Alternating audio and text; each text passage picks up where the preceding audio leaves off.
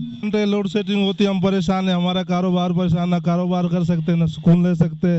इस लाइट की वजह से हम बहुत परेशान है। और बिल कितनी चार्जिंग लग के आती है, हद से ज्यादा। और घंटे लोड शेडिंग रोज की हो रही है, हमको हमारा कारोबार भी नहीं चल रहा है, हम बहुत परेशान है इसमें। हमको हमारे वापडा वालों से अर्ज है कि लोड शेडिंग कम करनी चाहिए, नहीं तो यहाँ पे ब्रेक शटर डाउन हड़ताल होगी। बहुत महंगाई लगी पड़े, बहुत अट्टा मिलता नहीं, बिजली है नहीं हमारे पास, परेशान लगे पड़े हम।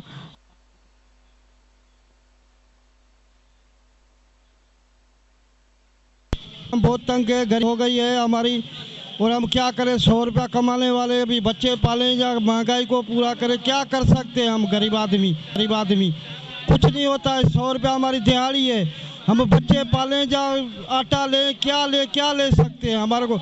यहाँ पर कारोबार ठप हो गए, 14-14, 15-15 घंटे लाइट लोड शेडिंग मजाक बना रखा है। अब कर क्या 2-2, 6-6 घंटे लाइट गायब हो जाती है। 100-100, 200-200 यूनिट गरीब आदमी, मजदूर आदमी, हम ठेला लगाने वाले, और इसने बहुत काम यूनिट भी बेअंदाज बेचते हैं।